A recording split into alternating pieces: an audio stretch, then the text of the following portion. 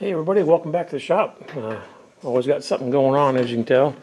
Got to hang a front bumper. I'm changing out the spark plug wires on the 55. Before, after. And enjoying the toolbox there. Some of you may have seen that video. Still got the old one. I've found a place for it and some tools to put in it. Speaking of tools, this is a sponsored video.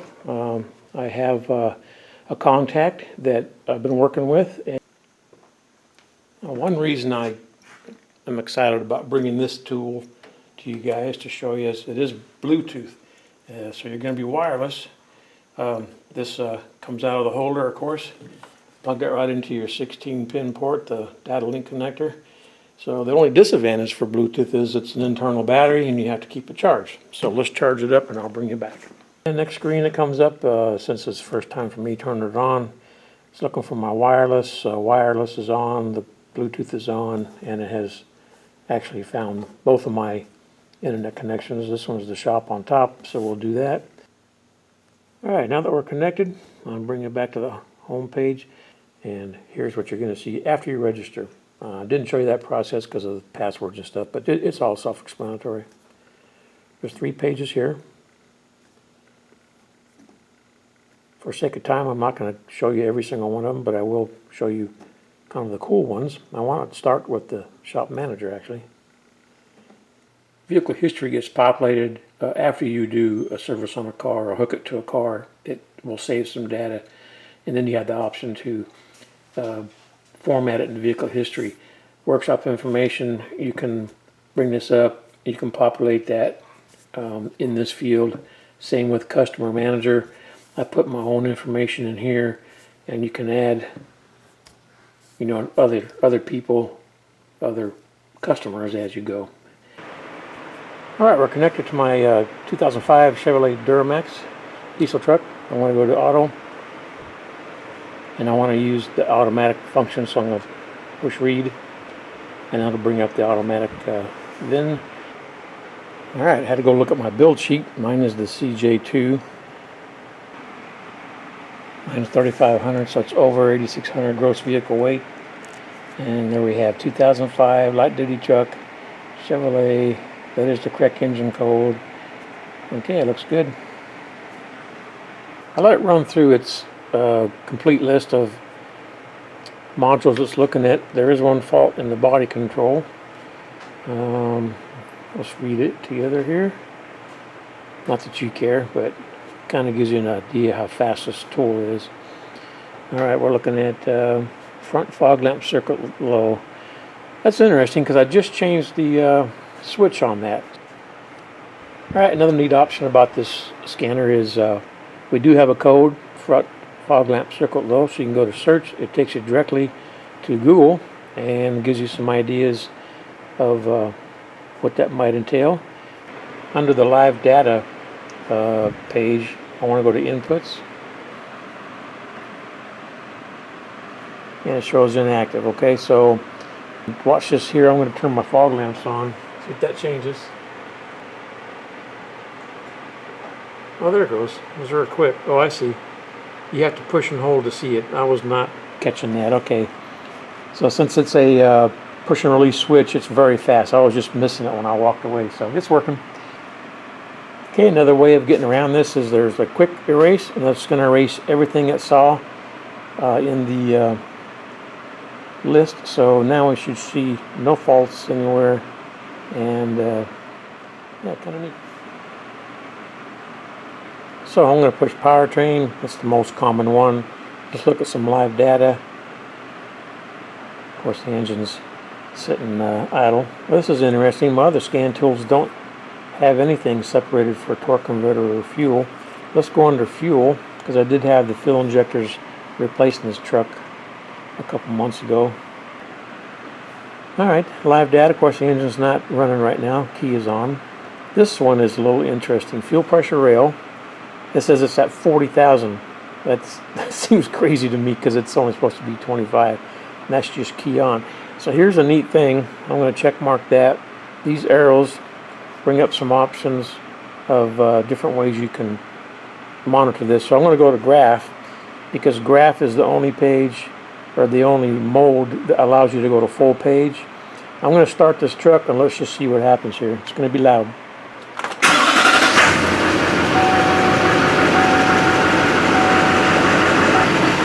So that graph was representing about 1200, 1100. I can bring it back up.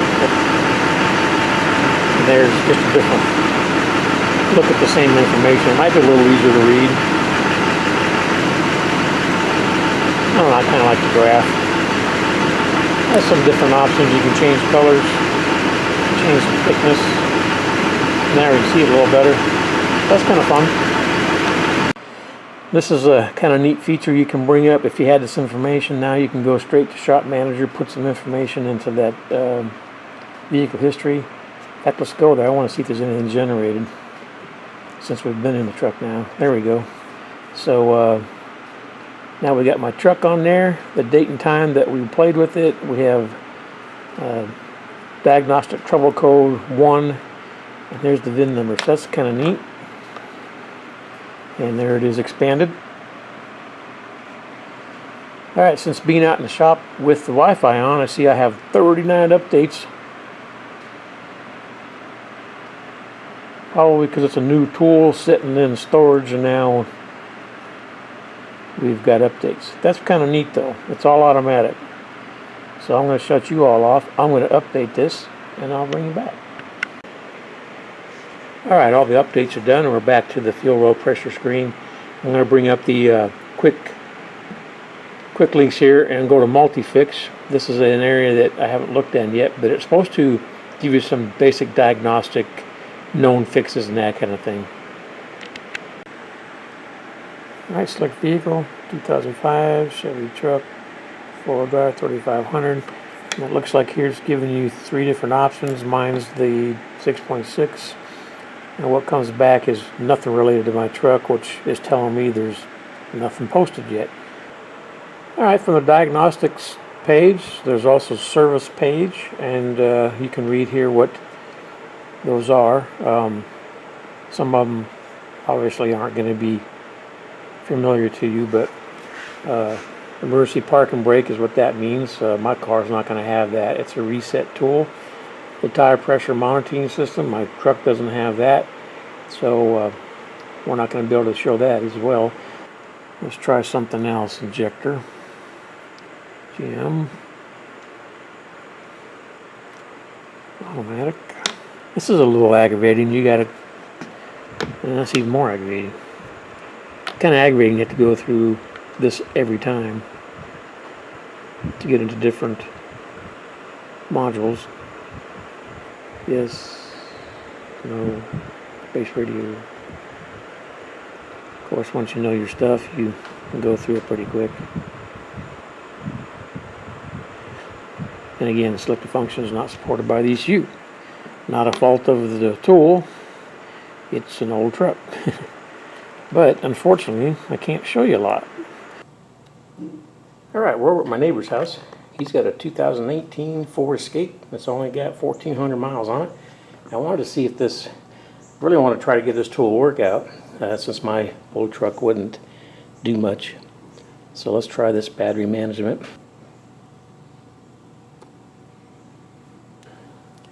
You can see there some of the status, regenerative charge state, and battery voltage. Oh, there's battery voltage 12.5, and that's it under battery. But a whole lot more than my old 5 truck had. So if you have a newer car, there are some other options, and you can read that. So if you have a new battery and the computer doesn't recognize it, you can reset it. So that's kind of cool. Alright, we'll try TPMS. Alright, for TPMS, we're going to go to hop function. Oh, it's a training mode. Okay, well. I wouldn't know Bluetooth. Yeah. Well. I'm not Bluetooth. That's good. I'm not going to mess with his car, so I'm going to get back out of here. Again, guys, we're just playing with the tool more than anything. From the home page, I wanted to show you one other feature. It's called Function Viewer, and what this part of the tool can do for you is bring up the actual tool you have, which in this case is the MK808. We'll use that last car, the 2018 Ford that we just looked at, as an example. And what this is going to show you is what this tool can do for that specific model car. Okay, that was a Ford Escape. And I'm probably not going to be an 18 because it's too new. 2017, just an example. And these are the functions that this tool can do for you. Under the system, we have PCM, which is Powertrain Control Module, and then you have 3 chassis modules. Quick links is kind of a neat thing. These are shortcuts to all the subscription-based information sites that are out there. You do have to pay for these. These are just shortcuts. So Academy here is supposed to give you tutorials and technical bulletins provided by, I'm reading it here, top-notch technicians and product experts, okay? And if you go to Academy, you have frequently asked questions, nothing you can do there. There's nothing there. All you have is account, shopping, and payment. So I'll give them the benefit of the doubt and say this tool is new enough where that hasn't been established yet. But yeah, there's nothing in Academy that's useful for working on cars anyway.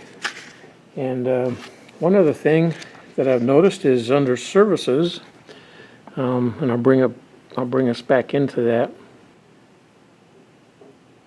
The instruction manual says nothing about the brake bleed icon there, and I know from watching, okay, it has to be connected to the VCI, so we're going to get out of that. But just the point is, the instructions for the brake bleed are non-existent in the book, so you're going to have to research that yourself.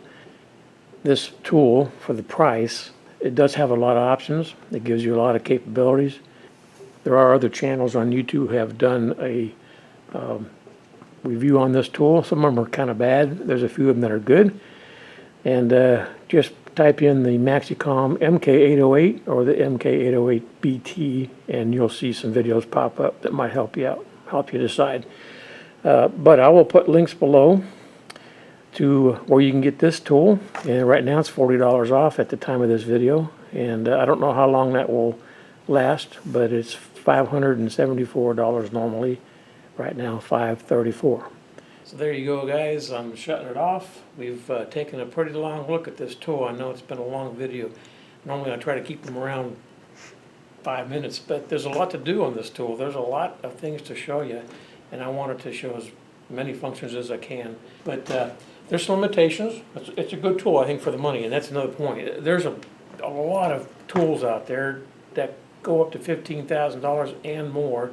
Plus, you got to have monthly subscriptions for those things to keep you updated. You know, those are reserved for the professionals out there that do this every day. For guys like me, this is about as much as I would want to spend. I mean, depending on its capabilities, of course.